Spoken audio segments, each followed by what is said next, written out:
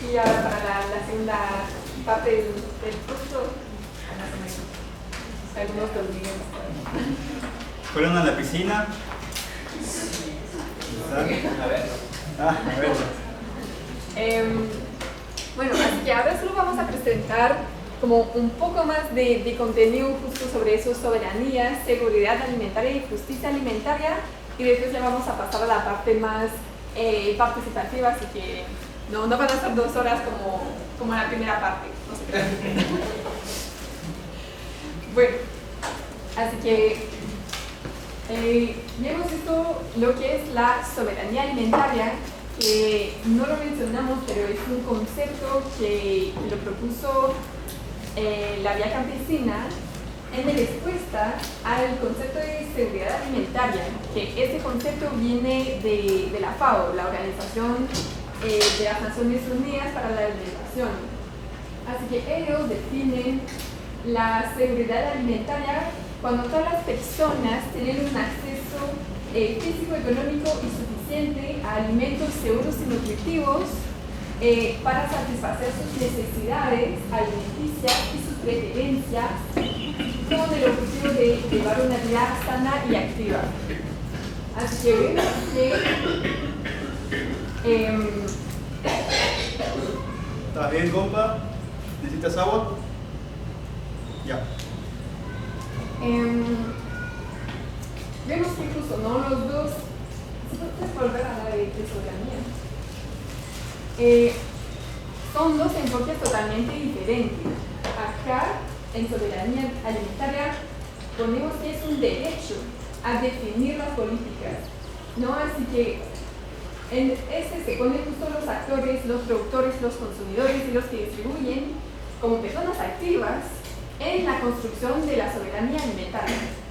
Y si pasas a seguridad, acá también se nota un rol un poco más pasivo, ¿no? Es como todas las personas tienen que tener alimentos adecuados, así que es un enfoque diferente. Así que acá son dos imágenes un poco para ejemplificar lo que podría ser la seguridad a comparación de la soberanía alimentaria.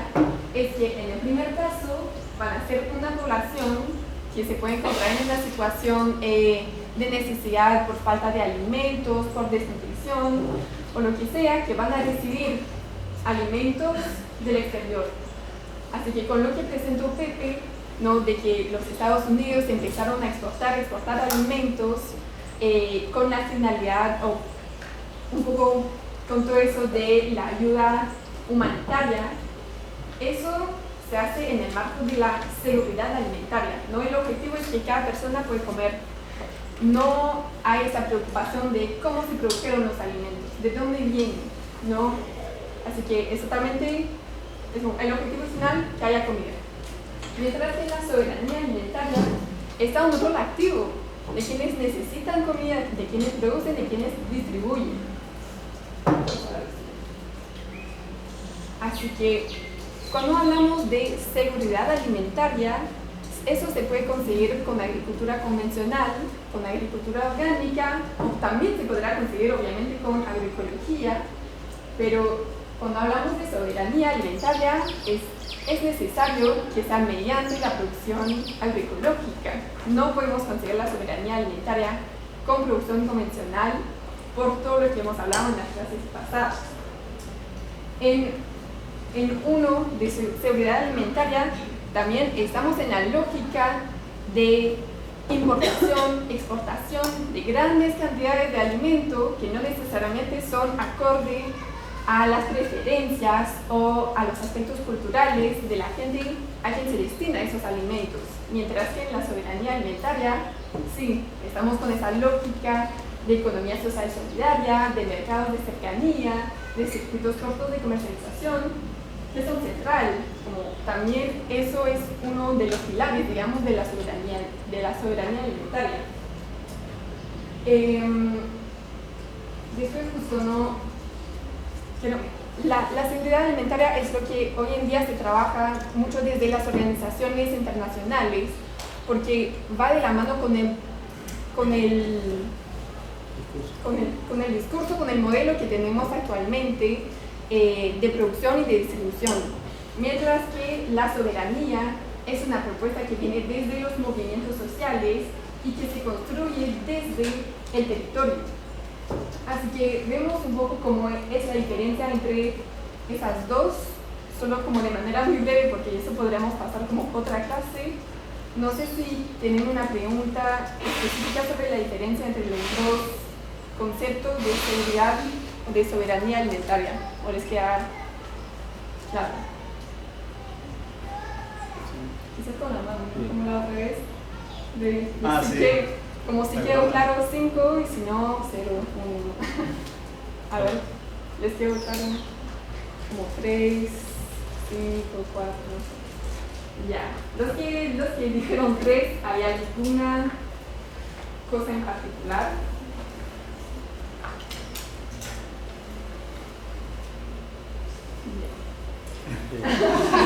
Todo, creo que no.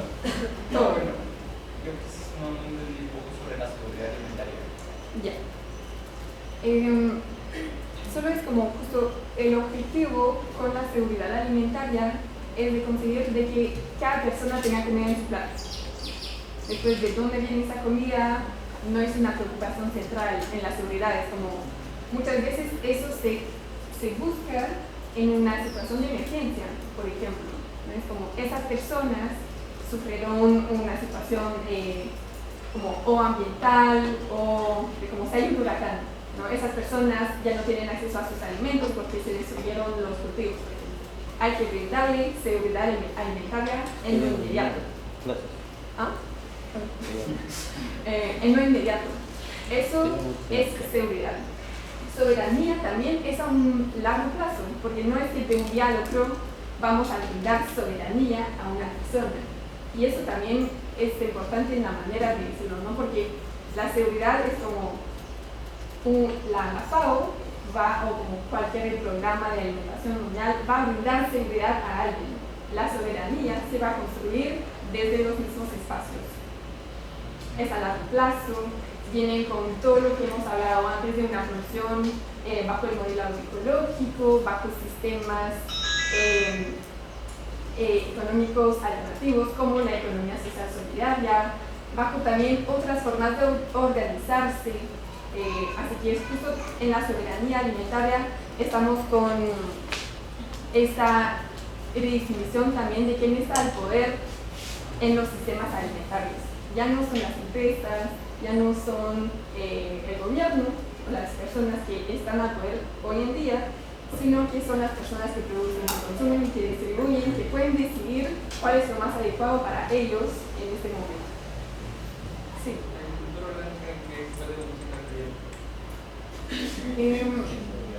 Es que es en seguridad alimentaria, pero es que tampoco no es necesario como... ¿Ah? Sí. Pasa que en este apartado también hay una falla, ¿no? Porque se muestra un modelo dicotómico. Y al mostrarlo de manera dicotómica simplificamos muchas cosas. Al ser simplificado, tomamos generalidades, pero sí que podemos conseguir soberanía alimentaria con una producción orgánica siempre y cuando esta haya sido consensuada por quienes producen y por quienes consumen, ¿sí? Es la única manera de que la producción orgánica entre dentro de la soberanía alimentaria. Esto de la seguridad alimentaria, podemos conseguir seguridad alimentaria importando alimentos, como dijo Catherine. O sea, y para conseguir la satisfacción y cubrir las necesidades de nuestros niños, niñas que están sufriendo de desnutrición crónica infantil, que están al borde del 20% a nivel nacional, lo podemos hacer importando trigo de Europa, de Argentina, o importando soja, ¿sí? Nosotros soja producimos, agrarias, soja producimos, soya, poco, ¿verdad? Se produce pero poco. Se produce sí, pero no para un abastecimiento a nivel nacional. No es suficiente, no nos damos abasto para este producto que muchas veces se utiliza a nivel masivo, ¿no? Pero después... Pero sí, con esto, como justo depende también del contexto, porque acá en el Perú los productos orgánicos se destinan a la exportación estamos con palta orgánica, con aceite de oliva, con café con cacao, eso no es para ni uno ni el otro. Eso es para exportación, porque no te puede brindar seguridad alimentaria, porque no son los alimentos que necesitas para tener una alimentación saludable, ¿no? El café, el cacao, claro, eso que es lo de alimentos como mercancía. Pero en otros contextos, en Europa, en Canadá, están trabajando con la agricultura orgánica con un poco el objetivo de llegar a una soberanía alimentaria. Así que de ahí depende mucho de los contextos, no es que uno es excluyente del otro, solo depende. Acá en el Perú, de la manera que se están haciendo hoy, no se va a lograr una soberanía alimentaria con la producción orgánica, bajo la lógica que está. Sí. Igual, de todas maneras, recalcar de que esta dicotomía que se plantea acá no es correcta, pero nos ayuda a poder simplificar algunas cosas, porque si vamos al nivel macro y el tema de aplicación de políticas públicas, gestión de políticas públicas, esto nos puede servir para orientarnos, ¿sí? Nos sirve para orientarnos, pero a nivel micro y analizando casos específicos pueden haber fallas, así que esto lo ponemos de manera cuidadosa, ¿sí? No lo tomemos como que esto es así y fin, ¿no? En términos generales, como bien lo ha dicho Catherine, el tema de la seguridad alimentaria es para cubrir el acceso físico y económico, ¿sí? Se cubre el acceso físico, por ejemplo, con donaciones, ¿sí? Donaciones, si tuviésemos un terremoto, que ojalá no pase, vienen otros países y nos donan alimentos. Eso es cubrir el tema físico. Cubrir el acceso económico es dando financiamientos a comunidades en particular o naciones o localidades para que ellos mismos puedan decidir cómo comprar estos alimentos, como el Jaliwarma, por ejemplo, ¿no? Donde al principio se hacían compras de productos que venían de fuera. Ahora se está promoviendo productos que son locales. Pero también el tema es son productos locales que muchos de ellos en su momento tenían los octógonos y ahora se está buscando que no tengan los octógonos y progresivamente el tema tiene que migrar a buscar que no sean alimentos ultraprocesados, sino más bien que puedan ser quizás productos frescos. Hay otros proyectos dentro del Estado, incluso hay algo que es el PLANAF, el Plan Nacional de la Agricultura Familiar, que está empezando a fomentar todo lo que es compras estatales a los productores, pero hay un entramado que todavía no lo hace articular y funcionar bien desde la política pública.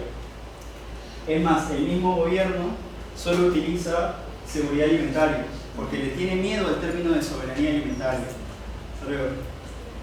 No hay una fortaleza discursiva para utilizar soberanía alimentaria porque este concepto nace desde los movimientos sociales. Países como Venezuela, Cuba, digamos, países de orden socialista han empezado a utilizar y fomentar más el tema de la soberanía alimentaria desde sus políticas públicas. Uruguay también lo ha promovido, el tema de la popularización de la soberanía alimentaria, pero ya también poco a poco se está comprendiendo en el mundo de que se debe aspirar un poco más hacia la soberanía alimentaria porque es de los pueblos. Si bien es cierto que nace desde una índole ideológica particular, que es el socialismo, ¿sí? Hoy supera los idearios y es parte de una identidad de cómo las culturas se van construyendo a lo largo de la historia con sus relaciones alimentarias. Solamente sí. Una pregunta, para aquellos países, por ejemplo, que tienen desventajas agrícolas estacionales, ¿no? Las que tienen condiciones climáticas bien pronunciadas, no se puede hacer agricultura en invierno, por ejemplo. De repente, no en este ejemplo del curso que estamos viendo desde el sur y la mayoría de estos países son del hemisferio sur, sino de los países del hemisferio norte, por ejemplo. ¿Cómo ellos pueden ser soberanos cuando tienen ese tipo de desventajas? Es que también ahí de ser soberano en lo alimentario no es la búsqueda de la autonomía. Porque cuando estamos hablando de autonomía es como yo tengo que producir solo para mí, ¿no? Yo produzco todo lo que necesito. En la soberanía alimentaria, en función de los contextos, también existe la apertura de que haya intercambios entre los países, porque por ejemplo en el caso de Canadá, obviamente que nunca vamos a poder producir todo lo que necesitamos, ¿no? En diciembre vamos a tener nada. Pero en el caso de una provincia en Canadá, habían hecho un plan de soberanía alimentaria y lograron que toda la provincia como producía el 86% de sus alimentos con la agricultura local, familiar, lo cual es demasiado. Es muy bien para el contexto, así que también es justo, ¿no?, de adaptarse. No es que vamos a decir que cada país tiene que producir todo, porque como en el caso de Perú, Perú puede producir mucho más de lo que necesita. Así que la idea no es de decir vamos a producir y nos quedamos con todo y los demás países no les dejamos con nada. Así que también ahí va a haber como una necesidad de como relacionarse entre los países, entre las regiones. Así que no es una propuesta como será también, no es de adaptarse al contexto. Sí, incluso, por ejemplo, países nórdicos están también buscando propuestas hacia la soberanía alimentaria. Pero ¿qué es lo que hacen para conseguirlo? Están invirtiendo en investigación, en desarrollo de tecnología propia, ¿sí? Una tecnología que permita producir en invernáculos con particularidades, incluso invernáculos sin utilizar químicos. Eso, para muchos que estamos en ciencias agrarias, es un reto gigantesco. O sea, se complejiza mucho producir en invernáculo, en invierno, con condiciones bastante difíciles, adversas, y poder obtener un rendimiento óptimo, ¿no? Pero un ejemplo, por ejemplo, para la redundancia, un ejemplo es la Universidad de Wageningen en Holanda, que impulsó la investigación a lo loco, y ellos incluso mandan a sus estudiantes a otros territorios para tomar esos conocimientos y adaptarlos a sus realidades, ¿sí? Y me he encontrado estudiantes de Wageningen en cada país que he podido trabajar, Catherine también, y siempre están en eso, intercambiando los conocimientos y después adaptándolo y readaptando a las situaciones diferentes, y eso es un poco a lo que se debe aspirar, ¿no? En darle un poco más de interés a la investigación, porque investigación en agroecología en Perú hay, pero es escaso, ¿sí? Escasea demasiado.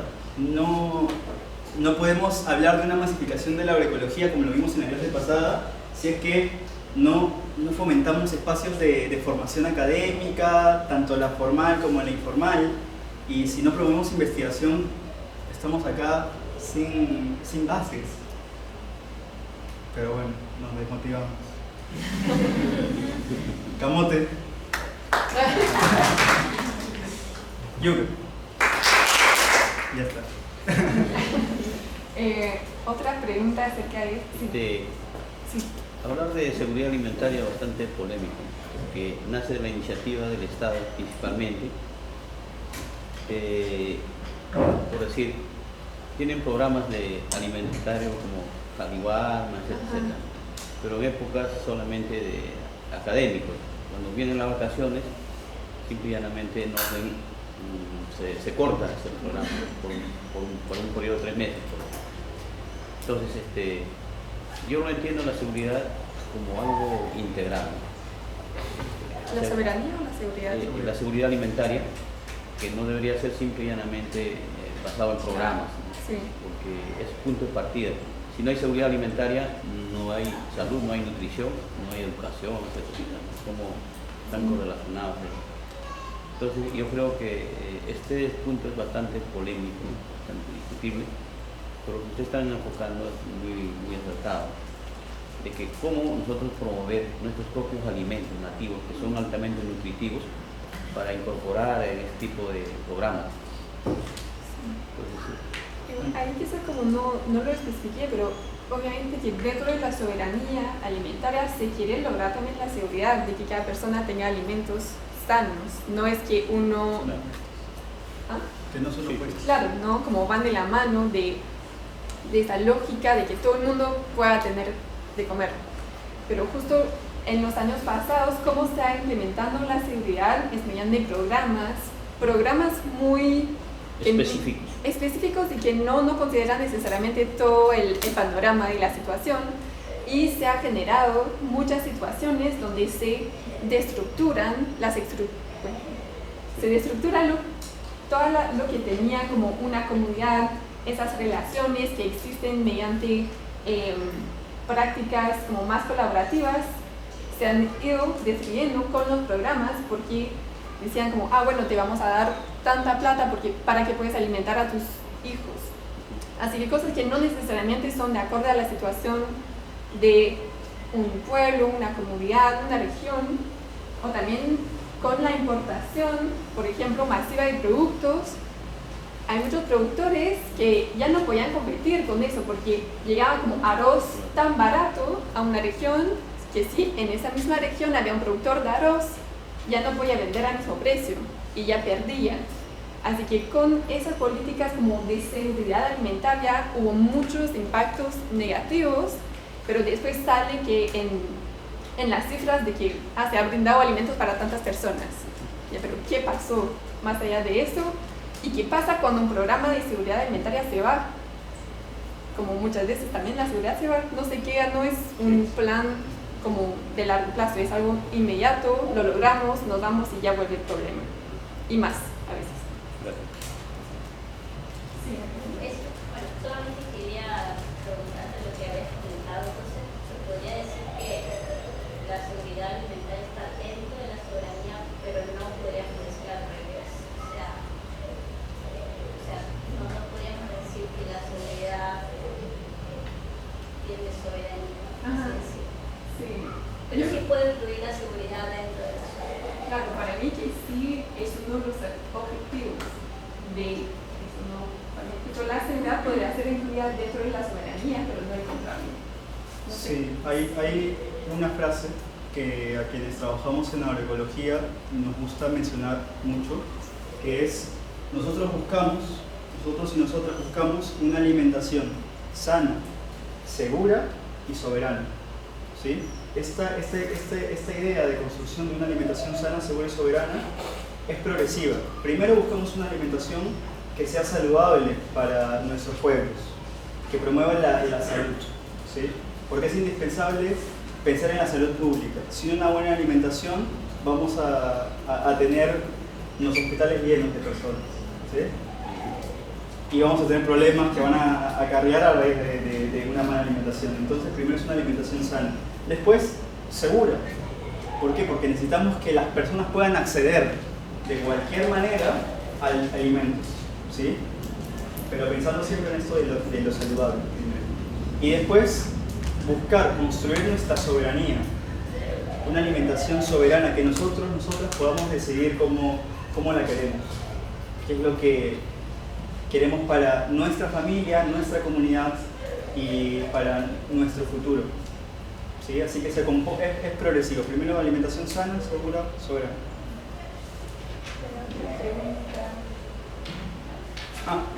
Disculpe, ¿listo?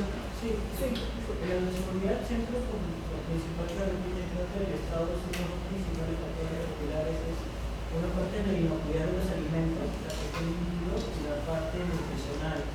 Pero por ejemplo, creo que se puede tener seguridad, pero no soberanía. Por ejemplo, en la sierra siempre hay dos épocas, una época de lluvia y una época que no hay lluvia. Generalmente cuando hay lluvia se comenzaron a sembrar hortalizas, se dejaron de cultivar, por ejemplo, papas nativas en distintas parcelas. Los pueblos comenzaron a perder un poco su soberanía, su parte de biodiversidad. Pero años después, como vieron que no era rendimiento y las personas no comenzaron a comprar, vieron la parte de soberanía. No podían asegurar solo la seguridad, tenían que asegurar más su biodiversidad.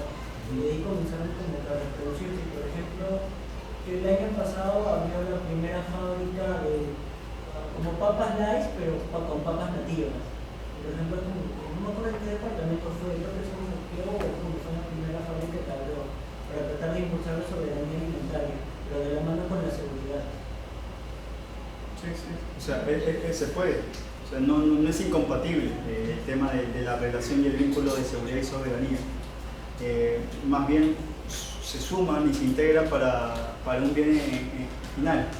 Pero si hablamos en términos reales, y por más que existan hoy políticas públicas en distintos países, tanto del norte global como del sur global, aunque me cueste decirlo, la soberanía sigue siendo un planteamiento hoy utópico, ¿sí? Y muchas veces quienes trabajamos en este sector y vemos un poquito más el tema de las ciencias sociales, decimos la única manera de que podemos conseguir soberanía alimentaria es cuando todo el mundo sea soberano alimentariamente. Así que es una visión quizás bastante más pesimista de lo que planteamos acá, pero esa es una visión ya de ideario. Por eso en agroecología se busca construir, ¿sí?, en conjunto, en colaboración, en participación, en intercambio de conocimientos, esto que es la soberanía alimentaria que hoy no tenemos a nivel mundial, no tenemos a nivel nacional, y a nivel local quizás podamos tener alguna que otra experiencia, pero siguen siendo casos aislados que no se integran con el resto de comunidades. Pero sí podemos conseguir seguridad alimentaria, seguro. O sea, hay pérdidas y desperdicios a lo loco que se pueden valorar, revalorar o darle mejor acceso y canales, ¿no? Pero no se hace por intereses económicos que existen por detrás. Así que, sí, compañero. Ah, no, disculpe, estaba la compañera y después... Yo tenía una pregunta que era, ¿no es un poco difícil obtener soberanía alimentaria en países demográficamente muy grandes? Por ejemplo, China o algo así, ¿no? Porque yo había escuchado un estudio hace tiempo de las dietas zootecnónicas, que son dietas tradicionales y dependiendo de la zona geográfica se alimentaban bien y alcanzaban los objetivos que necesitaban. Pero en ese tiempo eran pocas personas que existían en el planeta. Ahora, cuando hay tanto, es posible igual porque la seguridad sí, ¿no? Es que también creo que hay que ver como a qué escala trabajamos y buscamos la soberanía. Porque muchas veces justo también es de soberanía necesariamente es del país, pero también podemos construir la soberanía alimentaria a escala de una región, de una comunidad. Así que tampoco no es como, este país es soberano, y también esto no lo planteamos como algo muy dicotómico, pero es un proceso. Pero en el caso de China, por ejemplo, tienen como muchas tecnologías que les podría permitir, quizás si es el camino que eligen, de lograr eso. Porque tienen muchos como sistemas muy como industrializados de producción de hortalizas, que son como edificios, como diferentes. Ellos tienen como unas tecnologías espectaculares. Eso puede ser para ellos un camino para lograrlo, dependiendo como de sus objetivos también. Y creo que es importante resaltar que la soberanía alimentaria también es un concepto que viene del sur, que está más adecuado quizás a estos contextos, y que cuando queremos aplicarlo a un país totalmente diferente, quizás no se puede lograr de la misma manera. Sí, y justamente por eso también vamos a ver otro concepto que nace desde el norte global, que es la justicia alimentaria, que se adapta bastante mejor a estas lógicas de lo que en algún momento se llamaba países desarrollados, ¿sí? Por eso vamos a traer los dos modelos, uno desde el sur y uno desde el norte, para que podamos entenderlo.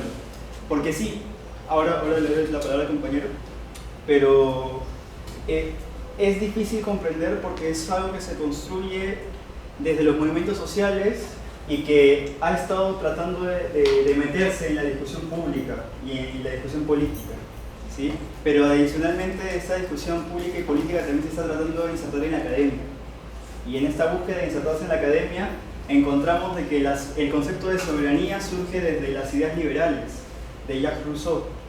En el contrato social aparece por primera vez la soberanía nacional como un concepto que se va a determinar.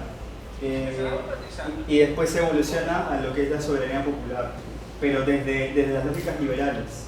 Y después se readapta desde los movimientos sociales, especialmente de los movimientos de la Francia, que permitieron la Revolución Francesa, y lo toman como suyo, se apropian de un concepto liberal para hablar de soberanía. Y desde ahí se va reproduciendo más desde otro punto de vista ideológico-político, ¿sí? Así que el concepto es bastante político, ¿sí? Así que por ahí a veces es complejo verlo. Pero lo que se preguntaba antes, por ejemplo, en China el año pasado tuve la oportunidad de conversar con una amiga que es de allá, que conocí en Chile, y me contaba cómo ellos estaban haciendo un plan para la soberanía alimentaria, ¿sí? Y ella me lo dijo tal cual, para la soberanía alimentaria. Y yo le dije, ¿cómo lo están haciendo? Estamos invirtiendo en investigación, en ciencia técnica, para ver cuáles son los mejores alimentos para nuestra población. Entonces, se han llevado productos que son de territorios del sur, que sé yo, el más famoso que es de acá, el camu camu. Están produciendo camu camu en China, ¿por qué? Porque ven que es necesario y que tiene, qué sé yo, antioxidantes y una serie de beneficios más, que va a ser beneficioso a largo plazo para las personas que viven ahí. Entonces, desde la política están pensando en cómo nutrir a su población. Están pensando en qué es lo mejor para que se puedan alimentar sus coterráneos. Por eso mismo también hicieron un sistema de promoción de la producción porcina, porque vieron que era un alimento que podía ser bastante más fácil de producir en términos generales, bueno, y algo que se puede discutir, ¿no? Que es discutible, pero promovieron la producción de cerdos, de porcinos. Y toda esta promoción de porcinos hace que hoy China sea el mayor productor de cerdos en el mundo y de que sea el principal comprador de soya en el mundo, pero es una soya que sirve para alimentar a estos cerdos, que después se alimentan a los chinos, ¿no? Que siempre hacen sus cajachinas y sus cosas. Pero justamente esto sale con todas las lógicas de promover una alimentación que a ellos les nutra, que cambie las dinámicas nutricionales. Entonces, sí que se está trabajando en una estructuración hacia la soberanía alimentaria desde el Estado, pero con sus propias lógicas, tomando cosas de otros territorios para beneficiar la nutrición de su población, que es masiva. Y es interesante porque lo están consiguiendo. Su desnutrición a nivel nacional ha bajado muchísimo, a comparación de cómo estaba hace 25 años. Si hace 25 años, 1 de cada 2 chinas tenía desnutrición, y hoy eso es totalmente distinto. Así que hay una planificación desde el Estado que busca y que se está centrando mucho en la agricultura, y no solamente en su país, sino en otros territorios, para poder proveer de alimentos a su población. De ir generando otros problemas en los otros países, pero... Sí, sí. Bueno, yo lo que quería comentar era la nutricionista. Entonces, de alguna manera, desde mi punto de vista, creo que la soberanía alimentaria y la soberanía no tienen que ir de la mano. Pero considero de que la soberanía es algo más macro en el sentido que va más ligado también al derecho de la alimentación, ¿no? Entonces, algo que justo comentando en los programas, tuve la oportunidad de hacer una consultoría en una comunidad chánica, por ejemplo, en México, en Moyeni, Cheboca, que son lugares, podría decir, alejados a un lugar donde hay más personas, más acceso a ciertos recursos. Entonces, algo que me llamó mucho la atención y algo que sí salí muy mal, muy triste, porque a veces muchos se centralizan, ¿no? Por ejemplo, Perú, Lima, no es Perú, y era la realidad muy distinta a la que yo había visto, por ejemplo, en Juan Carlos Lima, ¿no? También, pero básicamente ahí, por ejemplo, tenemos un problema de inseguridad alimentaria, porque casi todo el día los pequeños, las familias consumen, por ejemplo, yuca. Si no es yuca sancochada, es, por ejemplo, masala. Y muchas veces, por ejemplo, para consumir alimentos de origen animal, porque se ha demostrado que los alimentos de origen animal de alguna manera van a contribuir con la reducción de la desnutrición crónica en niños de 5 años. Entonces, por ejemplo, ellos no tienen acceso a alimentos de origen animal, y si lo tienen que hacer, de repente son algunas familias nada más que tienen de repente un poco más de recursos, porque eso es lo que cuesta más, y tienen que coger su nombre, no recuerdo ahora, para poder salir, por ejemplo, a Atalaya o el Puerto Copa para poder comprar estos recursos. Pero también hay que ver también, por ejemplo, el acceso a la gasolina, porque tienen el combustible que necesitan para ello, y entonces, y muchos no tienen recursos. Entonces vemos un problema ahí de inseguridad alimentaria. Y muchas veces nos preguntamos qué hacen los gobiernos locales, ¿no? En el sentido de, por ejemplo, de repente generar huertos, de repente de hacer animales de crianza menores, por ejemplo, de repente para que ellos puedan subsistir, no lo hay. Y no lo hay. Nunca, por ejemplo, había visto que, por ejemplo, había un pequeño, de una manera que habrá tenido 3 años aproximadamente, pero con plantaciones de viejito. Entonces eso habla de una desnutrición severa. Entonces vemos muchos problemas de seguridad alimentaria, y muchas veces también va de la mano con el apoyo político de los gobiernos locales. Sí, es cierto. porque muchas veces en estos territorios también me ha tocado trabajar con comunidades originarias y lo primero que veo que hay es Coca-Cola, Pepsi, Fanta y gaseosa o galletas, ¿no? Pero no hay alimentos que realmente puedan tener un valor nutricional y generan algo que Catherine después puede comentar mejor porque ella es experta en temas de desiertos alimentarios y es lo que no sé si quieres aparecer en bueno, justo yo acá trabajo en la región andina, donde se genera como este tipo de cosas de que tienes productores que producen alimentos de calidad, van a los mercados a venderlo en los centros como Cubano y ellos van a comprar las galletas, la gaseosa, porque eso sí llega, esos alimentos llegan a cualquier territorio. En el Perú, en Brasil también es el caso de que en el lugar más lejano vas a tener Coca-Cola. ¿Cómo llega eso y que no llegan los otros alimentos? Eso es un tema. Así que estoy en esas dinámicas también que hay que buscar a construir como la soberanía para asegurar también una alimentación saludable, porque a la escala mundial las personas que más sufren de inseguridad alimentaria son los productores, las productoras, las personas que viven en el ámbito rural y que producen sus alimentos. Así que eso también es muy llamativo, de que los que producen son los que más sufren del hambre.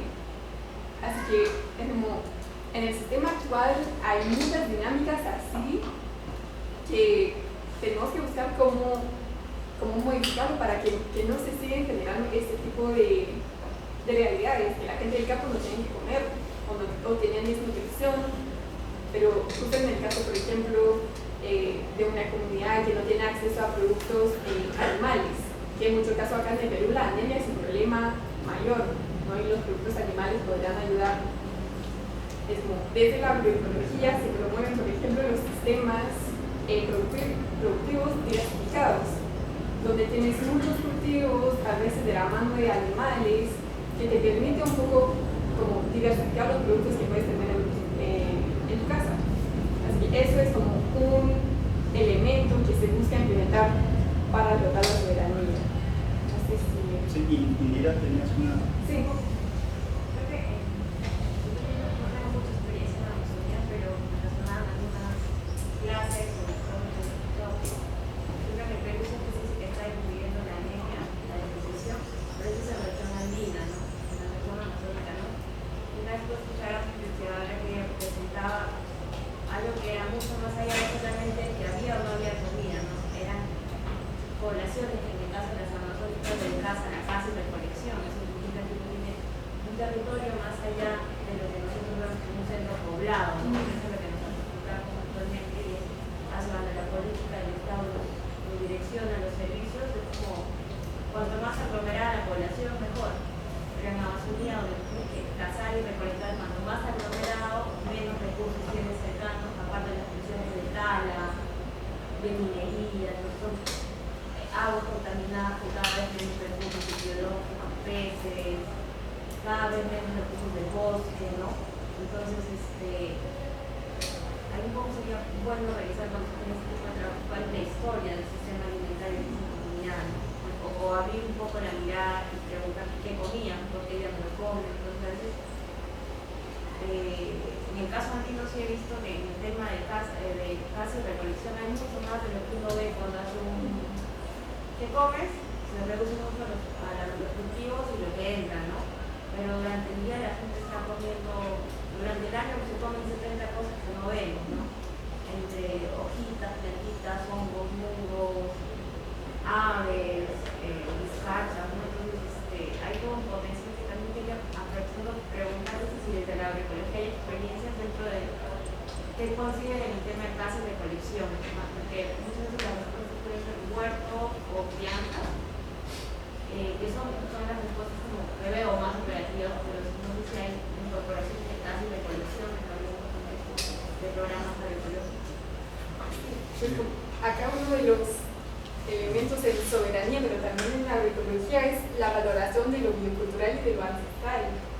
Así que es de ver si tenemos como justo una población que se está abasteciendo con la caza, con la recolección, no es de decir, tienes que producir todo, es de buscar como si hay una problemática en particular, si le hace falta un nutriente o lo que sea, de buscar mediante lo que tienen, como bajo el sistema que ya tienen ellos, no es de cambiar, más bien es como, eso es lo que promueve la agroecología, de poder como valorizar esos sistemas alimentarios que funcionan y que permiten a esas poblaciones de abastecerse. Y muchas veces las personas que tienen una relación de dependencia hacia como el bosque o como los ríos, ellos también tienen buenas prácticas como de cuidar a los bosques, de cuidar a las montañas, de cuidar al agua, porque su vida depende de esto.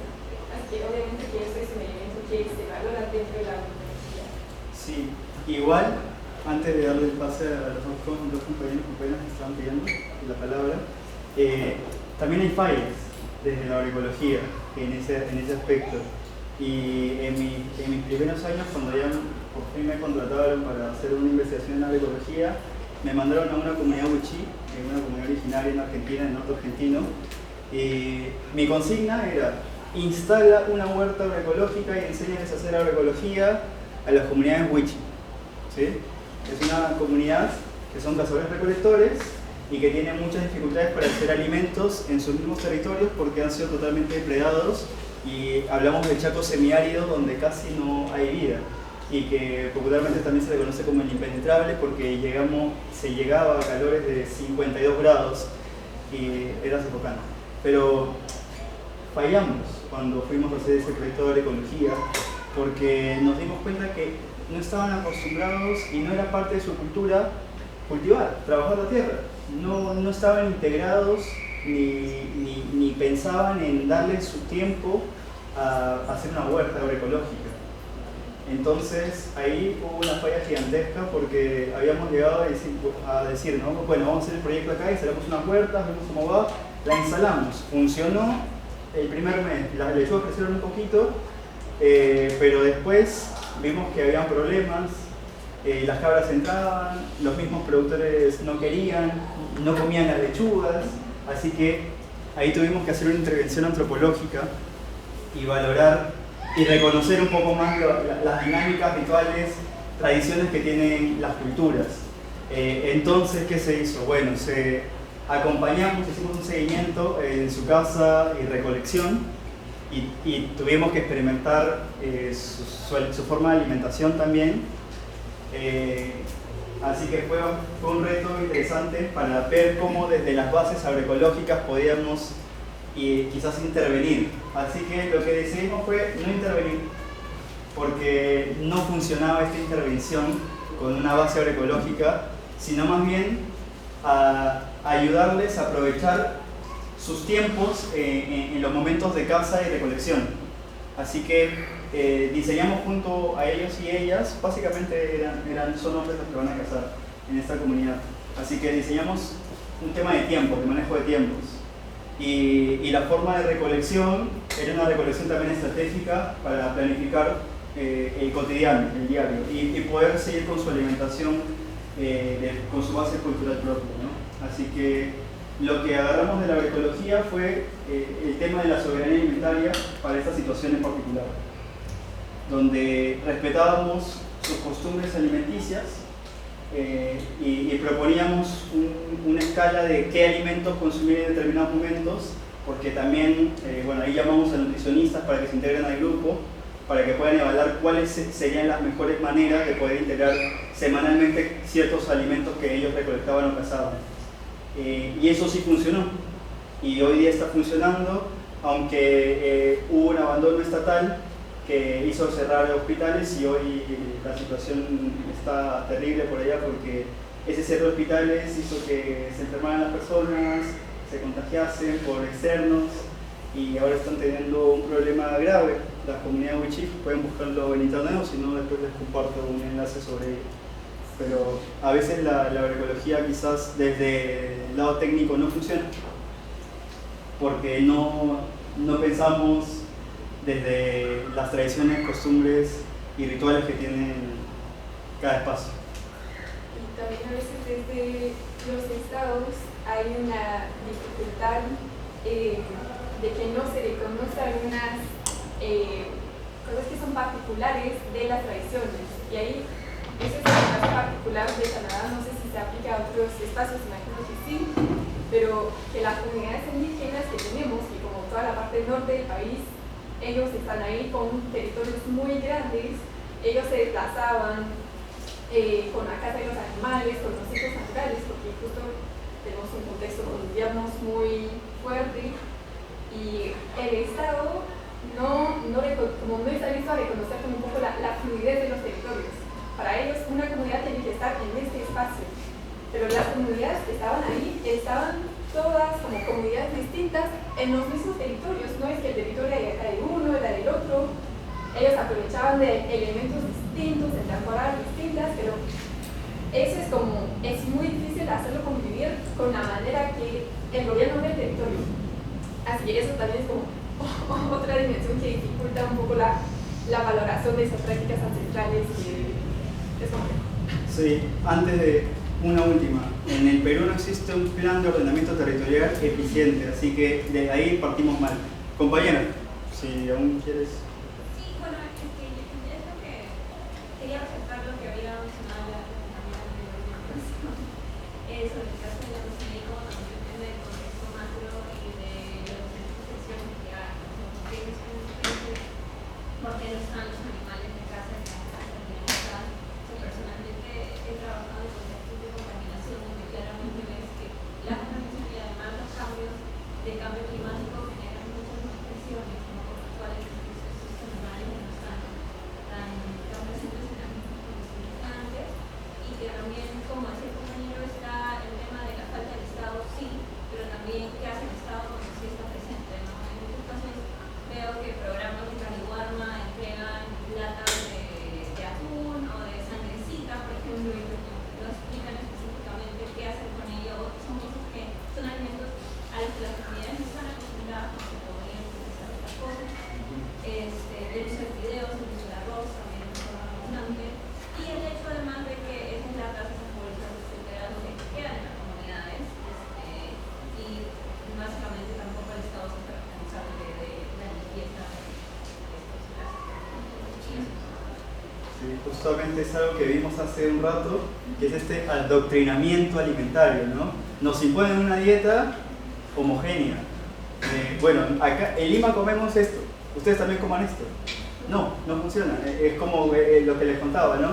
Nosotros queríamos hacer una huerta agroecológica porque habíamos tenido experiencias en varias partes y era poner la huerta agroecológica también, no funcionó porque tenemos que adaptarnos a cada territorio. Como bien dijo Catherine, los territorios son fluidos y al ser fluidos hay que pensar de manera fluida también. Compañero, por favor.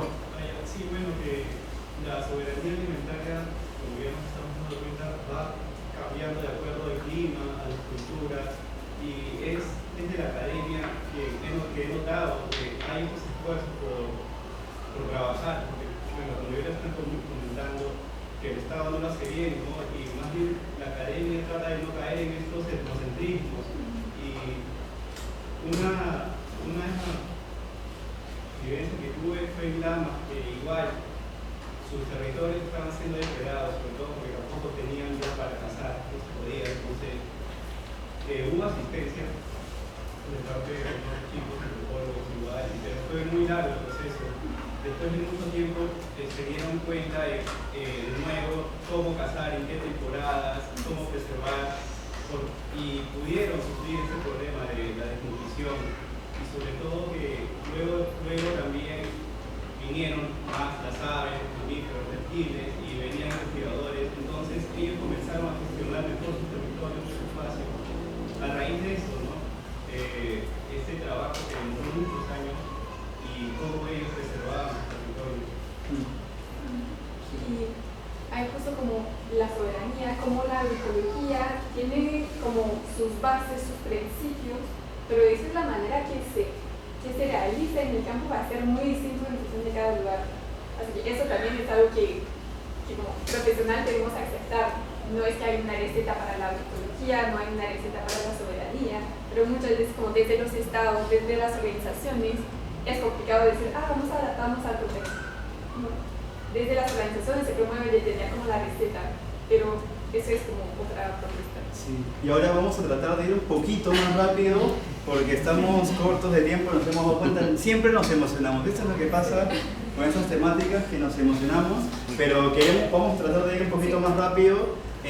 Las preguntas, si es que tenemos algunas, las escribimos y después las resolvemos en grupo, por favor, ¿sí? Para poder llegar a ese tallercito. Bueno, entonces, para conseguir la seguridad alimentaria podemos abastecer a nuestras naciones con alimentos importados, pero para la soberanía alimentaria hace falta una producción nacional y local con valor e identidad cultural, lo que se habla. Vale la pena mencionar de que, como ya hemos visto, no son excluyentes, sino se incluyen dentro de sí. Pero bueno, continuamos.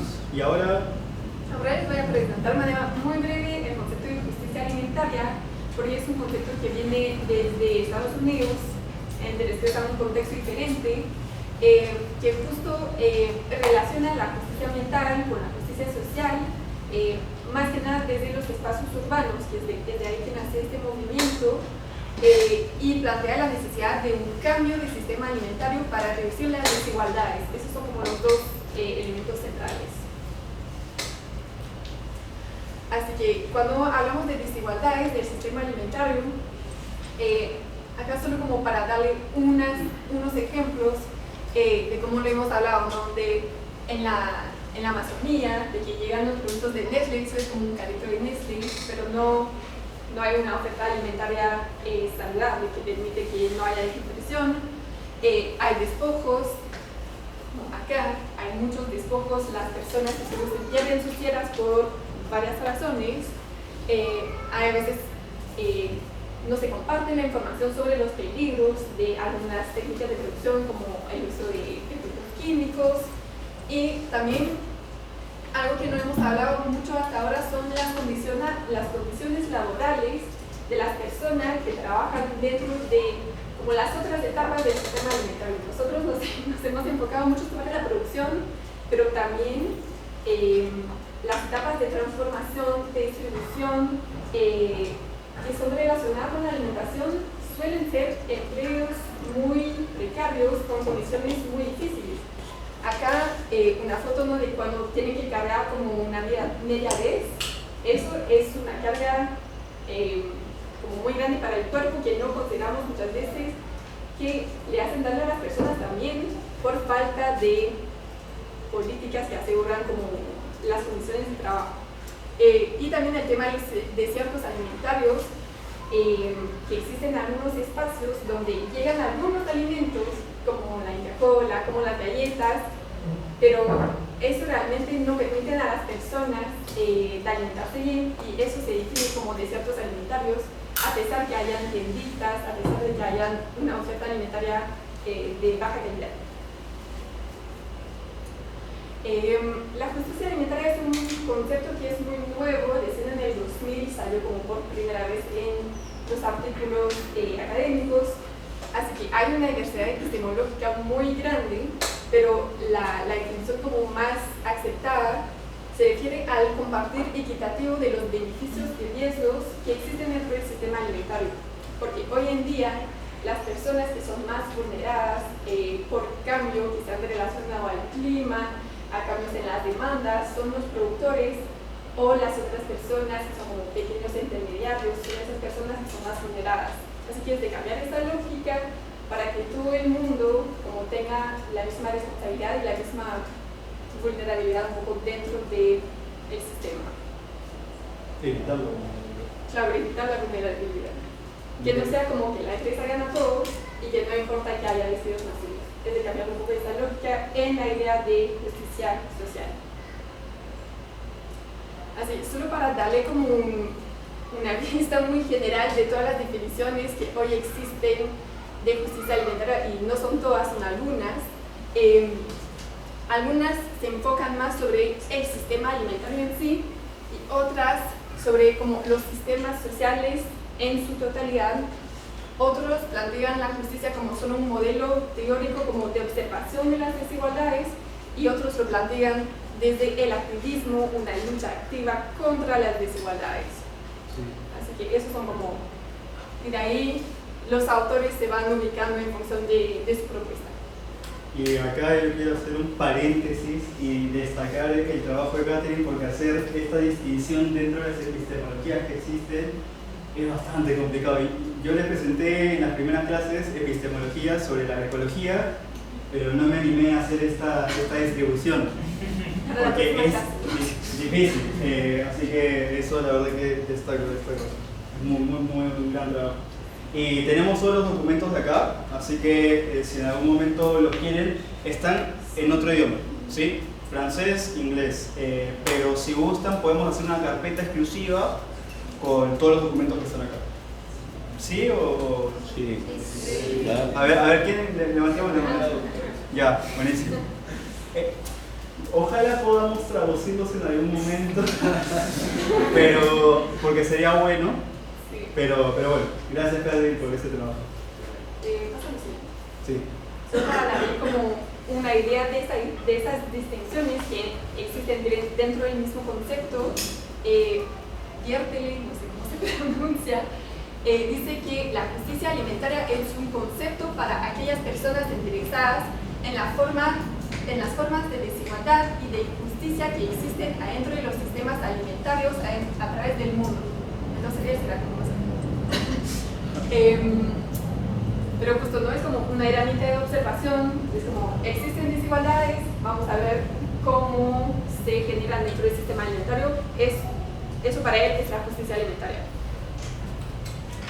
Pero para Hislop, la justicia alimentaria es la lucha contra el racismo, los abusos y la opresión que existen dentro del sistema alimentario, atacando las raíces de estas desigualdades, tanto dentro como fuera del sistema alimentario. Así que ven que es una propuesta totalmente diferente, no es solamente en el sistema alimentario, sino que es en todos los sistemas sociales, y eso es mucho más relacionado al activismo que el anterior. Solo para darle una idea más que nada de que eso existe, pero es un concepto que nació, puedes pasar a... Es un concepto que nació en Estados Unidos, que es más adecuado a la situación de esos países y que todavía es en desarrollo constante, porque todos los artículos que están ahí son del 2014, 2018, son muy recién, y en general como algo común es que se presta poca atención para la agricultura familiar y campesina, lo cual en la agricultura y la soberanía alimentaria es central. Sí. Antes de avanzar con esto, voy acá. Otro paréntesis, disculpen. Si alguien estuviese interesado o interesada en hacer un doctorado en geografía, nos avisa, porque Julie Legal, ¿sí?, es una investigadora francesa que reconocemos y que busca doctorantes en esta temática y se orienta a lo que es la geografía rural, la geografía económica y la geografía humana en general. Tenía trabajos en Argentina y ahora viene trabajando en México con comunidades mayas y unas 4 más. Así que si alguien en algún momento estuviese interesado o interesada en hacer un doctorado en geografía, pues le podemos dar en contacto porque está buscando estudiantes de doctorado. Así que ese paréntesis lo cierro. Sí. Bueno, entonces ya como para ir cerrando antes de Tallercico, como bien se dijo, como bien dijo el compañero, acá muchas son jóvenes y hay que darle importancia a las juventudes que estamos cuestionando, debatiendo y queriendo entrar en espacios distintos, ¿no?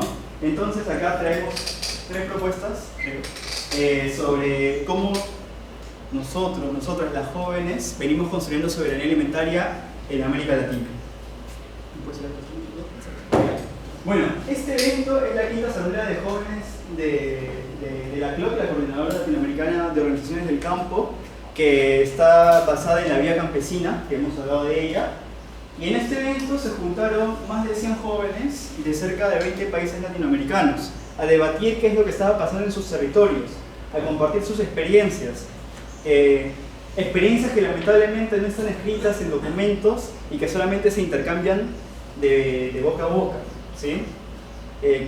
Porque esa es también una dificultad. Muchas veces tenemos estas experiencias, pero no nos tomamos el tiempo de redactarlas, y a veces compañeros que están en ciencias sociales les es difícil acompañarnos en el mismo territorio porque a veces no existen los fondos o el dinero para poder hacer esos procesos. Pero cuando se dan, tratamos de hacerlo de manera oral, y en esos espacios se ha podido integrar. Y las juventudes hoy en día en América Latina están muy comprometidas. De Perú, lamentablemente no fue nadie a este evento, no hubo quien representase. E incluso a mí me habían invitado para representar a Argentina, ni siquiera en mi país. Pero bueno, a veces pasan estas situaciones, ¿no? Pero bueno, más allá de eso, ¿qué es lo que están haciendo estas juventudes de la CLOC, de la Vía Campesina? Están promoviendo talleres de campesino a campesino desde los jóvenes mismos. Están promoviendo las huertas agroecológicas en sus ciudades, actividades urbanas, periurbanas, rurales, y están empezando a convertirse en divulgadores y divulgadoras. Están rompiendo los miedos de nuestra juventud y se están acercando, así como les contaba de que yo a veces me subo al bus y de la nada me pongo a hablar de agroecología y no sé qué pasa. Pero bueno, acá los chicos también están haciendo juntadas. Dicen, oye, ¿a una fiesta? Mentira, no es una fiesta. Se ponen a hablar del cambio climático.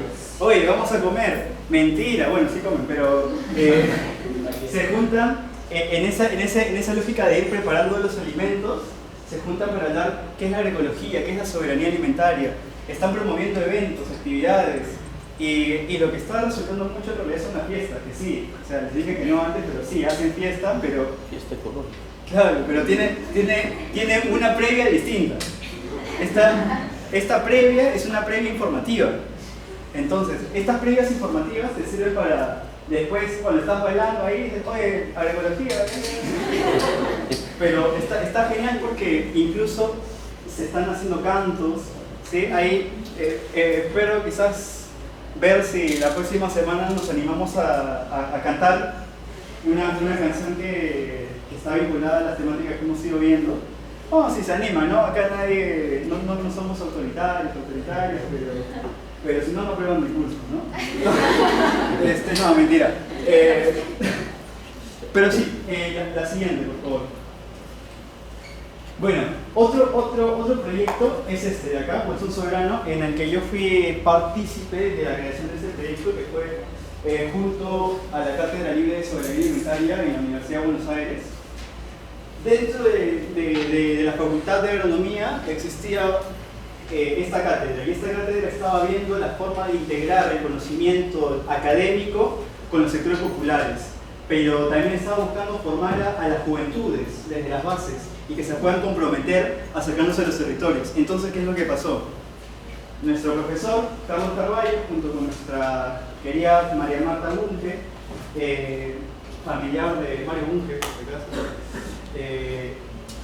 un filósofo, cuestión de que nos convocan a quien les habla y a dos amigos más. Ahí podemos cuestionar los temas de género, porque fuimos solamente hombres, ¿no? Y después empezamos a cuestionarles por qué fuimos... Bueno, porque éramos los únicos en ese instante que estábamos comprometidos con esta temática, ¿sí? Pero, ¿qué es lo que pasó? A estos tres chicos, que la comunidad nos llamó los tres mosqueteros de la agroecología, un nombre que siempre detestamos, pero nos dieron un trabajo que no sabíamos cuál era la magnitud que iba a tener. Nos dieron un salón completo, ¿sí? Como una especie de oficina, y nos dijeron, ustedes van a armar un proyecto donde trabajen junto con productores, pero que también trabajen integrando conceptos con los consumidores. Y dijimos, ¿cómo lo hacemos? Pucha, qué difícil.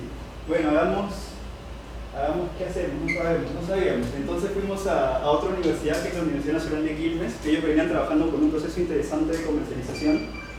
Y en este proceso, ellos trabajaban con algo que se llama el mercado territorial, donde hacían distribución en base a normas de consumo con productores que venían transicionando hacia la agroecología. Entonces, dijimos, bueno, ya hay una dinámica territorial, ampliemos esa dinámica territorial, visualicémosla desde la geografía económica y hagamos unos mapas y una serie de documentaciones y cosas muy técnicas de problemas de los economistas, que justamente los tres nos formamos en economía agraria, nos deformábamos. Y dentro de esto, vimos que... me distraigo, me gusta el mensaje. Lo siento. Dentro de esto, vimos problemáticas, cómo acercarnos a los productores, cómo nos comunicamos con ellos, con ellas. No tenemos el mismo discurso, somos muy académicos. ¿Cómo hago? ¿Cómo hacemos? Pucha, hasta mis amigos nos poníamos a hablar en conjunto y no sabíamos qué hacer. Y hacíamos drama, íbamos a todos los profesores, a los investigadores de renombre, me decían, ya hagan esto, hagan esto. Íbamos al campo, no funcionaba. Ah, ¿qué hacemos? Estábamos mal. Y un día vimos un documental sobre un antropólogo que hacía investigaciones justamente con comunidades mochis, nada que ver. Y nos inspiramos por algo que dijo. Hay que sentarse a escuchar a quien trabaja la tierra. Y entonces ahí dijimos, bueno, vamos a sentarnos a escuchar. Y no sabíamos cómo escuchar. Es un problema que tenemos muchas personas. No sabemos cómo escuchar a las mismas personas. Entonces, nos sentábamos y decían, ¿escuchaste? Sí. ¿Pero qué entendiste? No lo teníamos muy claro. Y entonces, poco a poco fuimos pensando en una dinámica dentro de la antropología. Consultábamos con sociólogos, con politólogos, politólogas, incluso con psicólogos, y articulamos una idea que es, hay que primero comunicarle a los consumidores qué es lo que está pasando en el campo, las realidades del campo, que se desconocían. Cuando les comunicas a los consumidores las realidades del campo, había una conciencia y una generación de demanda, ¿sí? Porque decían, bueno, tienen problemas, yo también tengo problemas, con los mismos consumidores, entonces vamos a consumir ese tipo de productos para apoyarnos mutuamente, ¿no? Con las lógicas de la economía solidaria. Entonces, en esta integración de economía solidaria social, articulamos los procesos de transición agroecológica de los productores y empezamos a hacer una escala de distribución del sistema y obtener algunas variedades de productos para algo uniforme. Así que caímos en las ideas convencionales de uniformizar una estructura de venta y entonces salieron esta idea de los bolsones, que bueno, las bolsas no son ecológicas obviamente, pero que nos permitía poder meter dentro de las bolsas de 7 a 10 variedades de productos en transición agroecológica. Y vimos como reto la construcción de los precios. Entonces tomamos un trabajo que ya había hecho la universidad a la que visitamos anteriormente, que es la Universidad Nacional de Quilmes, y vimos que la mejor dinámica para establecer precios era hacer asambleas. Estas asambleas reunían a productores, a técnicos, que éramos nosotros, a intermediarios, que eran los que hacían la parte logística de distribución, y a los consumidores. Así que estábamos todos los que participábamos en el circuito y analizábamos cuál era la mejor estrategia para construir los precios. Entonces, el productor te decía al principio, ya, a mí me conviene 100 pesos por tanta cantidad, y el consumidor te decía, no, pero a mí me conviene 60, pagarte 60. Entonces no había concordancia, entonces vamos al intermedio, a 80, 90. Y después el técnico decía, no, pero a mí también quiero que me paguen. Y después le decíamos al técnico, no, hay que aguantar un ratito y después te pagamos. Pero con ese tipo de construcción nos permitió al inicio, si bien precarizamos, es cierto, al técnico, que éramos nosotros, nos autoprecarizamos, pero con una consigna de construir una ruta alternativa al sistema económico convencional. Y entonces, cuando armamos ya el proyecto y estaba bien estructurado, que nos habrá tomado un mes y medio por ahí, lanzamos la convocatoria de pedidos. Y habíamos pensado que solo íbamos a tener 40 pedidos, que era nuestro margen para obtener algún beneficio. Lanzamos la convocatoria, no sabíamos ni manejar las redes sociales, pero así que empezamos a mandarlo a los amigos, a las amigas, a los familiares de mis amigos, porque yo estaba viviendo solo por allá. Y nada, cuando hacemos el primer día de convocatoria, llegamos a 120 personas. El segundo día a 250 y era nuestro tope máximo. O sea, con la información previa que habíamos trabajado con los consumidores, haciendo charlas, así como este espacio, compartiendo qué es la agroecología, qué significa la transición, qué significa la economía social, solidaria, qué significa entender las realidades de los productores y productoras, nos permitió poder generar mayor conciencia de quienes ya estaban pequeñamente interesados y que antes no consumían de manera consciente, ¿sí? Que no se interesaban ellos mismos, ellas mismas, por adquirir ese tipo de productos. Entonces, en nuestra primera etapa dimos 250, después evolucionamos, 500, y ahora, bueno, y al año del proyecto es un proyecto que se convirtió en una inspiración para toda Argentina y se ha replicado en el 70% de las universidades públicas del país. Y viene masificándose y ha sido parte de lo que hoy se llama la masificación de la agroecología en Argentina. Y nació, si bien es cierto, de 3 jóvenes que estaban, no sé, deseosos por hacer algo, pero que no sabíamos cómo. Nos dieron un trabajo que no sabíamos cómo hacer, pero pensamos y nos comprometimos, y ese compromiso nos llevó a conseguir que este proyecto resultase.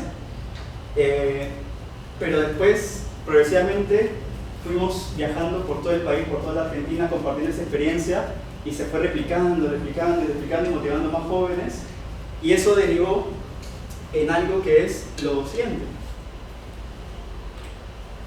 Derivó en esto, el Encuentro Nacional de Estudiantes por la Agroecología. Estos 3 estudiantes que habíamos hecho este proyecto y que ya habíamos masificado un poco la idea de la agroecología y de la comercialización alternativa mediante circuitos cortos de comercialización, dijimos, ¿por qué no nos encontramos todos y todas en un espacio para debatir qué es lo que está pasando con nuestros sistemas de producción alimentarios, cuáles son las problemáticas en nuestros territorios, qué es lo que pasa? Y otra vez, pensamos que solamente iban a asistir los amigos, las amigas y los familiares de estos amigos y amigas. Pero finalmente, en el primer encuentro fueron cerca de 400 personas, ¿sí? Y nos sorprendimos porque no esperábamos llegar a tantas personas, sobre todo estudiantes, ¿sí? Que se empezaban a reflexionar. Nos resultó. Pero ¿qué es lo que pasó en el segundo encuentro? En el segundo encuentro se masificó y nos fuimos y explotamos y estábamos en 1200 personas y dijimos, wow, ¿qué está pasando acá? Habían llegado ya chicos, chicas de otros países, Uruguay, Brasil, y estábamos invitando gente capaz, ya estábamos, y la forma de recolectar fondos para esto fueron las fiestas. Hacíamos fiestas a lo loco, no se imaginan, pero todas fiestas por la agroecología, fiestas por la agroecología, y todo con la bandera de la agroecología. Pero además no solamente ya hacíamos las fiestas, sino hacíamos una previa haciendo ferias con los productores con los que acompañábamos y después promovíamos las fiestas. Quédate para consumir algo, quédate con tu bolsita por ahí o con tu cajón, te la guardamos por ahí, baila, canta y ya te vas a tu casa a comer rico.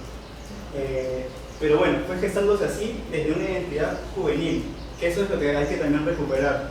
Y después ya surgió esta, que bueno, ya nosotros acá abandonamos ya un poco el barco, pero seguíamos motivando a los demás chicos. Esto ya lo ofrecieron otro grupo de estudiantes, y está bueno porque justamente hay que empezar a ceder los espacios, ¿no? Hoy Catherine y yo estamos compartiendo acá la clase, pero mañana puede ser alguno de ustedes, ¿sí? Que esté acá, y está buenísimo. No hay que monopolizar el conocimiento se comparte, como tal hay que distribuirlo y masificarlo, que es justamente el rol de la agroecología, masificar, llegar a las masas. Y este encuentrito de acá, encuentrito llegó a los 3.000 y ya dijimos, no nos damos abasto. Pero a raíz de este encuentro motivó al Estado y a distintas universidades a crear el primer congreso argentino de agroecología. Y se creó con esta base la Sociedad Argentina de Agroecología. Que bueno, empezaron con un montón de proyectos, ¿no? Y viendo que los jóvenes habían movilizado toda esta situación y que se habían entusiasmado tanto, entonces daba pie para quienes estaban haciendo investigación, que eran los profesores, profesoras, ya puedan tener estudiantes a quien acompañen en sus investigaciones. Porque la dificultad a veces es, ya, yo estudiante estoy buscando investigar, pero no tengo un profesor. Y a veces están los profesores que dicen, uy, yo estoy buscando estudiantes que quieren investigar, pero nadie quiere investigar. Así que nos encontramos en este rol ambiguo, dicotómico, de no sabemos dónde encontrarnos. porque no compartimos espacios en común. Entonces gestamos esto y se fue gestando algo ya que está hoy, existe una Dirección Nacional de Agroecología. No digo que haya sido por este proyecto, sino más bien ha sido por toda la movilización que ha habido a nivel nacional, en el caso de Argentina, y que está llevando ya el debate de la agroecología a cuestiones públicas, ¿sí?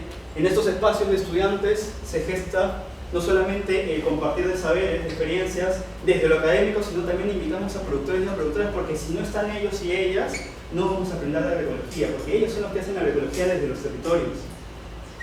Así que escucharles es lo más vital. Y bueno, también incluíamos ya temas de cambio climático, temas de género, temas de inclusión de todo tipo, de brechas laborales y un montón de cosas. Ahora, siempre cuando pongo esto en otros países, me dicen, oye, ¿se puede hacer acá? Claro, se puede hacer. El tema es que tenemos que tener ganas de unirnos, de hacer una comunidad, y esta comunidad levantar y promover la agroecología, permacultura, hacer acciones frente al cambio climático, lo que queramos, ¿sí? Lo que queramos, bailar, lo que sea. Un congreso nacional de bachata, lo que sea, en serio. Poco a poco nosotros tenemos que unirnos y en base a nuestras propias convicciones, ir gestando estas lógicas, se pueden hacer, se han replicado, esto se está replicando en muchos países latinoamericanos. Acá tengo entendido que se hizo, pero no tuvo una integración de distintas universidades, tuvo sus propias dificultades, más bien fue algo endogámico. Y cuando digo endogámico es de que eran la universidad recibiendo estudiantes de su misma universidad, así que hay que masificar, y el tema es descentralizar también. Para masificar hay que descentralizar, y si queremos descentralizar hay que comprender la fluidez de los territorios. Y eso. Sí. Como se hizo un poco corto el tiempo, creo que podemos dejar quizás el taller para el principio de la próxima clase, para dejarnos también tiempo como de integrar todos esos conceptos que vamos a compartir. Le vamos a compartir este PowerPoint también. Y ¿lo menciono? Sí. Y para los que quieren como conocer más también, esos son 4 publicaciones que hizo la red de cátedras libres de soberanía alimentaria de Argentina. Y hay una de esas cátedras, por ejemplo, en la Facultad de Agronomía, hay otra en la Facultad de Medicina por el lado de Nutrición, y hay en varias otras universidades del país, ¿no? 36, que hacen esas publicaciones que son muy interesantes, que son introductorias y que son de accesos libres también, así que la podemos compartir con ustedes, lo pueden encontrar en internet. Eso por eso. Sí. Que nos emocionamos mucho en los tiempos. No, nada. Yo tengo una pregunta. Sí, claro, por favor. Lo que ustedes hicieron en todo ese proceso está relacionado con marketing, ¿sí? Entonces, marketing social, sí. ¿Cómo ustedes lo amaran con el marketing ecológico? Sí. Etcétera, ¿no? Porque hay algo que no comenté, que me parece interesante hacerlo ahora, que es cómo hicimos esta permanencia de los consumidores en un circuito alternativo, porque tenemos que basarnos en las relaciones de confianza. ¿Es posible poner la pantalla en las relaciones de confianza? Entonces, esta estructura de asamblea que les comentaba en un principio, que elaboramos, no solamente era la asamblea para determinar el precio, sino era la asamblea para darle la composición a dónde iba cada peso. Entonces, hicimos la aclaración del precio para el productor y la productora. Hicimos la aclaración de cuánto se iba para el técnico. Hicimos la aclaración de cuánto se iba para la logística y más distribución. E hicimos la aclaración de cuánto iba a quedar para el espacio que servía como nodo de distribución, ¿sí? Esto es el nodo. Los nodos son los espacios en donde van a llegar los alimentos y donde las personas van a ir a buscar esos alimentos, ¿sí? Entonces, si el precio era 100, por ejemplo, ¿sí? Poníamos acá 75, vamos a poner 70. 70 para el productor, ¿sí? 5 para el técnico por bolsón, por ejemplo, ¿no? Después 20 para los temas logísticos y 5 más para el nodo, ¿sí? Así que cuando el consumidor o consumidora veía esta descomposición de los precios, sabía cuánto le iba a ir en cada parte para cada quien. Entonces eso garantizaba más confianza, y esa confianza se fortalecía y hacía que el proceso fuera mucho más justo y supiéramos cómo estamos actuando con nuestro consumo. Al principio, el producto convencional para esa fecha, para el inicio, te valía cerca de 70 pesos al principio, ¿sí? Porque estábamos en inicio de la transición. Entonces, eran valores desiguales. El convencional valía menos que el agroecológico. Pasó un año. ¿Qué es lo que pasó? Bueno, esto se mantuvo 100, pero acá, por temas de inflación y todo lo demás, el precio de acá se mantuvo, pero acá subió 85. Otra vez desigual. Pasó un año más, y acá hablábamos de un precio de 120, subió, pero acá hablábamos de un precio de 140, subió mucho más. ¿Qué pasó? La evolución de la transición agroecológica permite una mejor adaptación al sistema, una mejor integración de todos los sistemas de producción, de consumo, de distribución, de eficiencia del nodo, ¿sí? Hablamos de más de 2.000 nodos de consumo en la actualidad en Argentina, donde se distribuye producción agroecológica, y ahora lo que falta es producir más agroecológico. Y es loco, porque acá es al revés, y en muchos países es al revés. Pero este modelo sirvió para ese contexto. Obviamente se puede adaptar, pero acá no funcionó, el contexto sirvió, la masificación y la elaboración técnica nos permitió ese espacio, y el acompañamiento de la universidad pública nos permitió poder desarrollar investigación que sirviera para mejorar todo el tema de los procesos e integración de los resultados. Por favor. Sí, de hecho en mi experiencia, creo que esto se llama empresa de costos abiertos. Sí. ¿No? En mi experiencia esto gusta mucho al consumidor, es más, demasiado, Sí. pero le genera complicaciones a los vendedores, a la competencia en todo caso, ¿no? Porque cuando yo he aplicado esto, los consumidores no podían entender por qué mi producto estaba tan barato siendo agroecológico frente a, o mejor dicho, al costado de un producto igualito siendo agroecológico, o por lo menos marketeado de la misma manera, ¿no?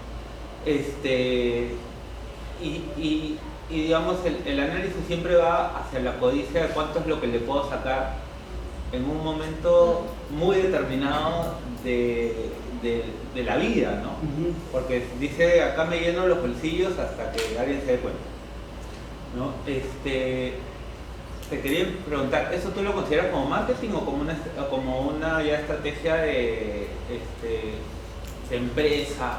Sí, mira, acá lo que nosotros considerábamos no era el marketing, sino se vio como una necesidad del colectivo de poder clarificar las cosas, no por temas de marketing, porque en realidad nosotros nunca pensamos en lógicas de marketing, ¿sí? Sino pensábamos desde la economía social cómo hacemos que las personas se enteren lo que realmente gana cada quien, ¿sí? Claro. Quizás de manera indirecta podemos estar haciendo marketing, Claro. ¿sí? Quizás, No, seguro, pero hay cosas que hacemos de manera indirecta en distintas áreas del conocimiento, ¿sí? Pero bueno, en este caso no lo pensamos desde el marketing como tal, ¿sí? Desde las lógicas del marketing social o verde o como se quiera llamar, sino más bien desde cómo comunicamos con sinceridad para generar confianza. Claro. Porque normalmente las lógicas es que, obviamente en cualquier mercado tú me ofreces un producto y yo digo, el productor se está ganando 10 de esos 100.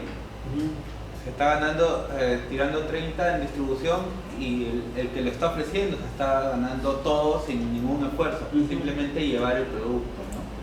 Sí. Entonces esto genera esa transparencia y esa confianza, y a pesar que los precios agroecológicos o los convencionales son más altos, entiendo que esta conciencia de querer favorecer al productor te lleva a consumir ese producto, más allá de los beneficios que tiene para la salud, ¿no? Es decir, yo sé a quién le estoy comprando, ¿no? Claro. Y vale la pena darle ese dinero a esa persona.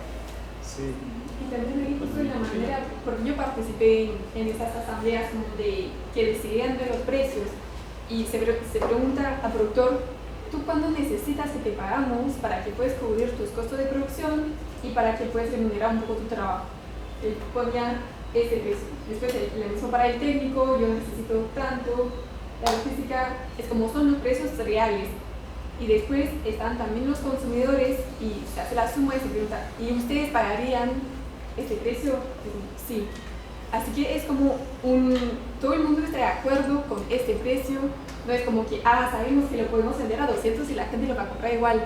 Porque justo cuando subió ahí los precios, los productores se hubieran podido subir también sus precios porque la gente hubiera comprado. Pero no están en estas lógicas de generar más ganancias, sino que cuando hablamos de precio justo, es un precio justo para el productor, para el técnico, pero también para el consumidor. Y muchas veces ese es el elemento que olvidamos, ¿no? Si queremos un precio justo para todos, tampoco no es de aprovecharse del consumidor que tiene que comprar esos alimentos. Y eso era como un modelo muy interesante en este sentido. Y algo más que quizás sí pudo haber sido tomado en marketing fue cuando integramos a una chica de psicología que dijo hay que jugar con la contrapsicología o algo parecido, que yo la verdad no me acuerdo porque de esas cosas. Bueno, pero ¿qué fue? Nos dijo, vayan a investigar qué pasa en el mercado convencional. Entonces hicimos este mismo proceso, pero a la inversa, con el mercado convencional. Entonces sacábamos que el productor de esos 100 al inicio ganaba 10. El técnico ganaba 20, ¿sí? La logística, 30. Y acá, 40, ¿no? ¿Está bien? ¿O me equivoqué? Está bien. Está bien. Ya. Ahí se ríe. Y se me ha quedado seguro. No, pero esto nos ayudó muchísimo para poder dar la contravisual de qué es lo que está pasando con los productos convencionales.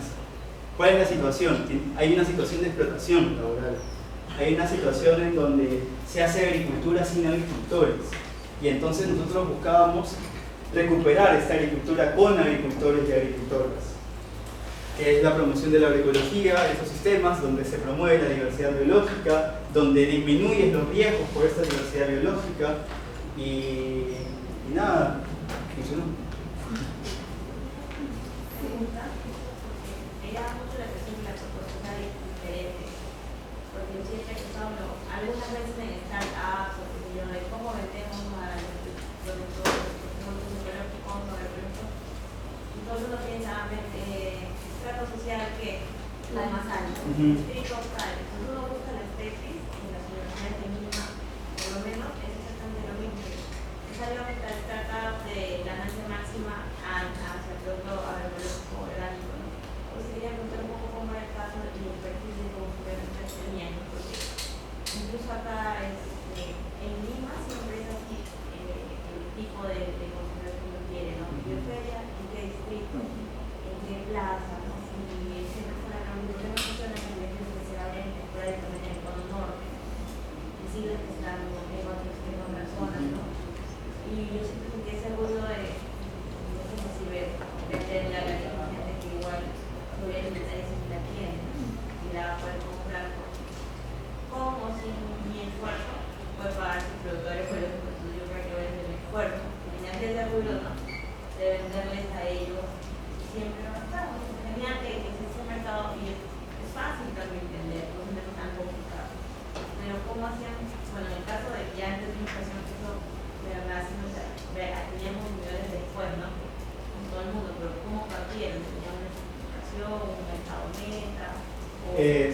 Lo que pensamos fue de que el alimento es un derecho humano fundamental y como tal debe permitir el acceso a todas las personas posibles allá así por haber.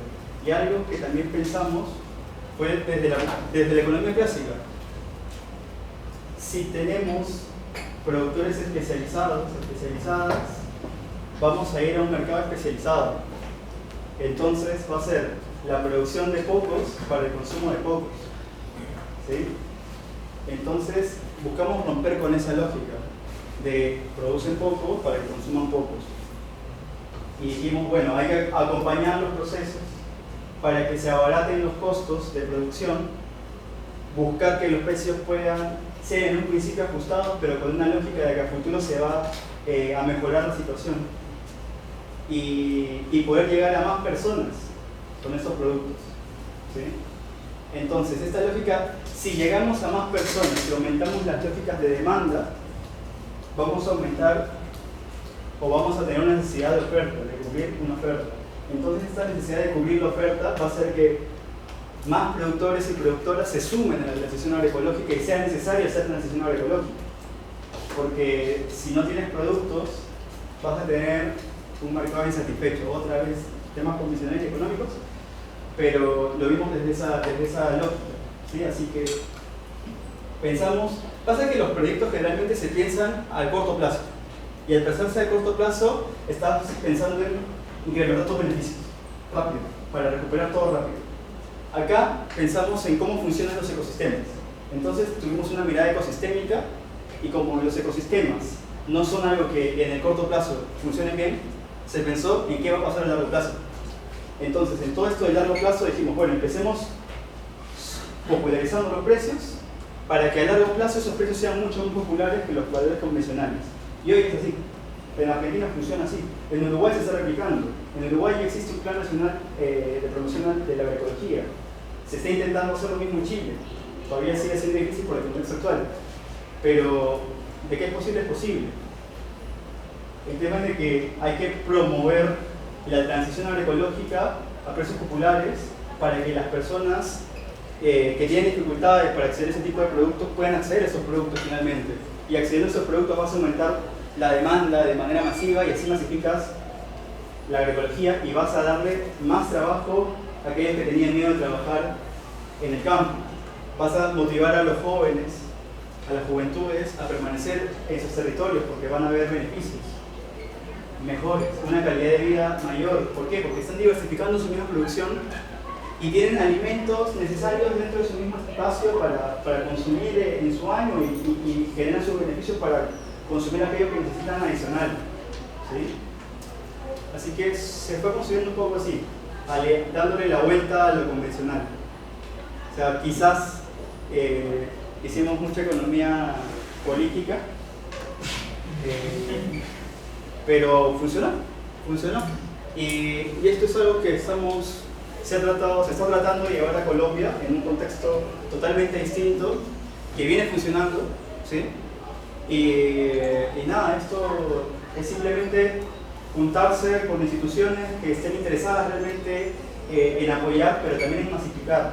Y la masificación tiene que ver con la divulgación de qué es lo que pasa y cómo funcionan los sistemas.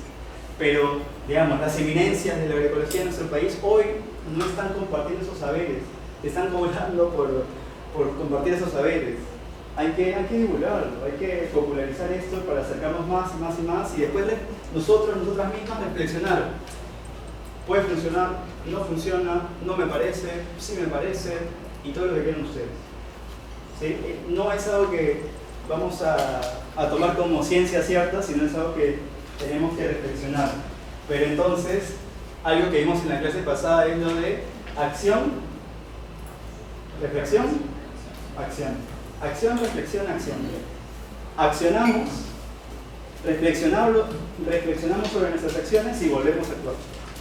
Así que no sé si hay otra pregunta. Y si no, ya el sábado próximo es la última clase.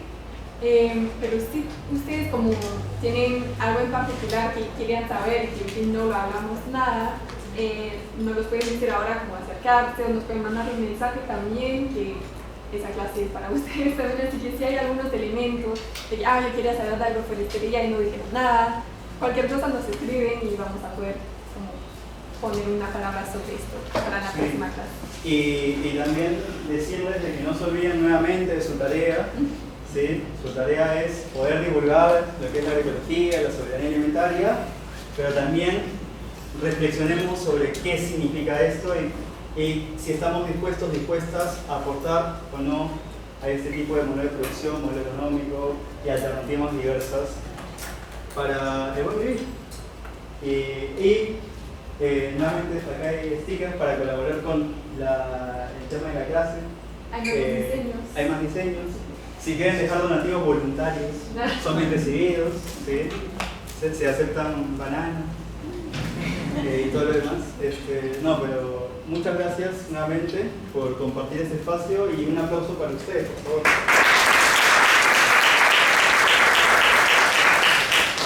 Y bueno, llegó el famoso momento de publicidad, así que si quieren y tienen que compartir algo, bienvenidos, bienvenidas acá adelante para hacer sus anuncios. Queremos organizar un evento de proyectar películas sobre agroecología. Tenemos cerca de 20 películas, ¿sí? Así que podemos hacer un ciclo de películas y decir, oye, yo quiero mi universidad, ven a mi universidad, ya vamos a tu universidad. Claro, la junta vecinal, yo quiero hacerlo. Podemos hacerlo, pero podemos coordinarlo y haciendo esto, ¿sí? Esperemos, me anticipo un poco, pero esperemos que para mayo tengamos un movimiento nacional de jóvenes por la agroecología y espero que podamos vernos ahí, ¿sí? Y si nadie quiere compartir, pues listo, habríamos... Sí, por favor.